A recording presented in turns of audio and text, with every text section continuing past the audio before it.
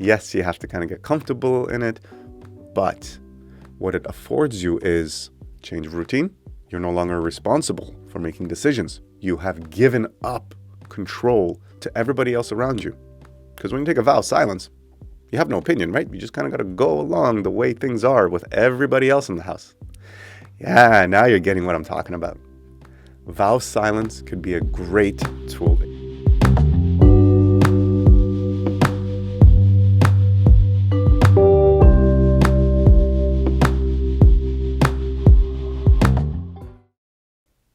Hello, Anderson Nation. This is your host with the most, Voice for Radio, Anderson Silver.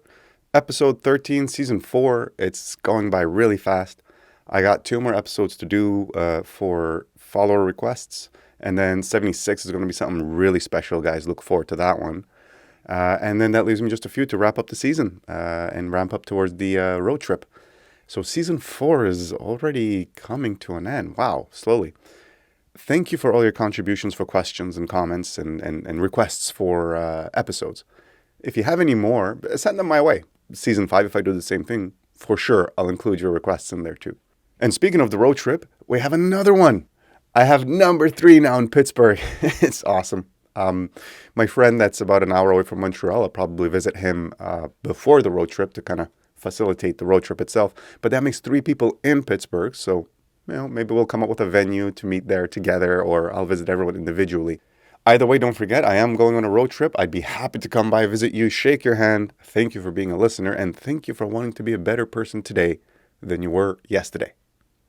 All right, with that, let's get into the episode. Today's episode is answering about a dozen questions, but they're all different, right? They range from how do you develop inner discipline? How can you control your opinions? What is your favorite vacation destination? All of these have a common answer, and it's about silence. Silence is one of those things that makes us uncomfortable, almost as comfortable as talking about pedophiles. Think about that.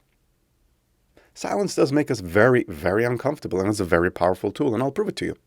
I'm going to go silent. I'm going to stop talking for about 10 seconds. I'll stop somewhere mid-sentence. I'm already giving you a heads up that this will happen. You know that I will stop talking.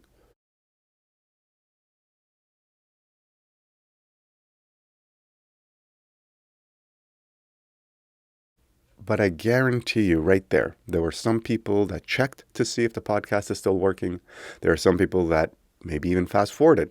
There are some people I guarantee I'm going to see listeners that dropped at exactly that spot just because they thought, hey, silence equals wrong.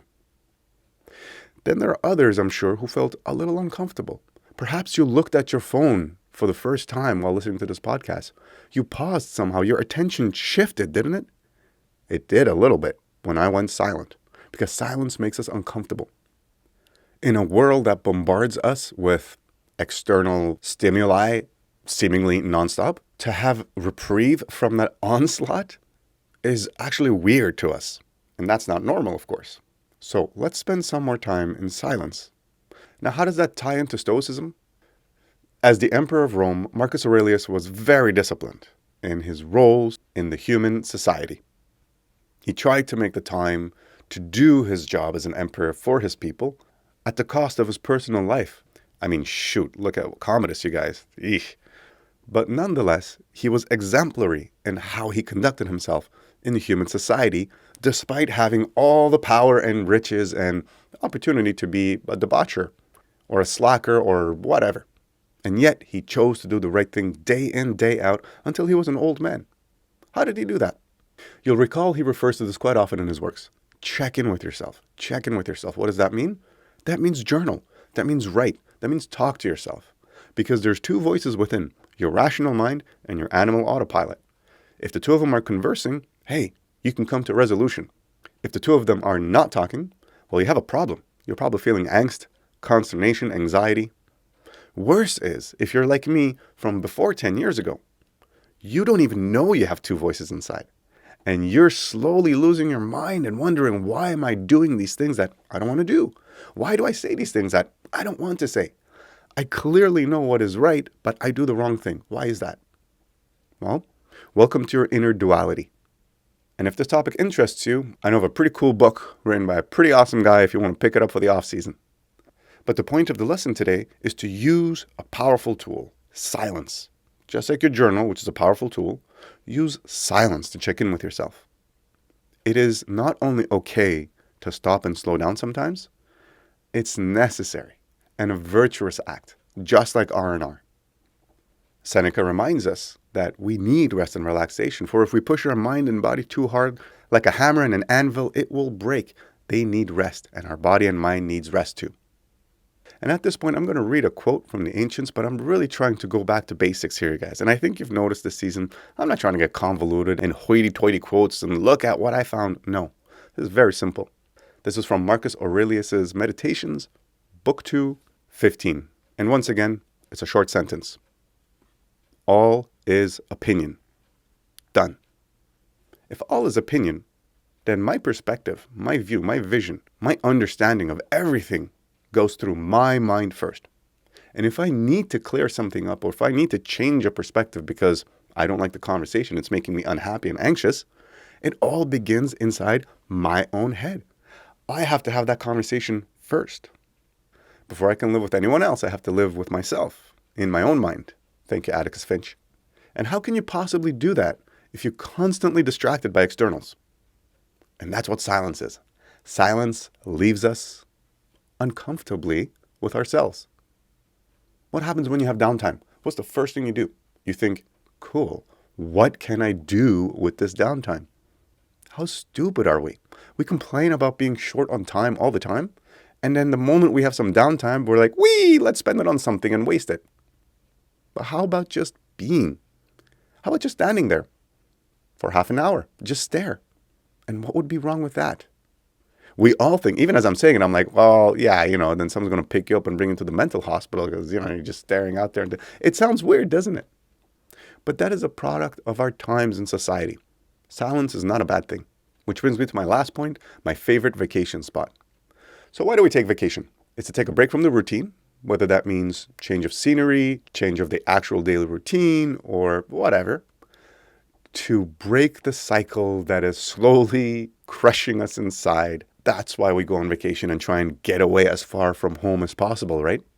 Some of us will drive, some of us will go camping, some of us will literally take a plane and fly to the other side of the globe because we just want to get away from our lives and kind of reset, right? Well, here's how I do it. I take a vow of silence.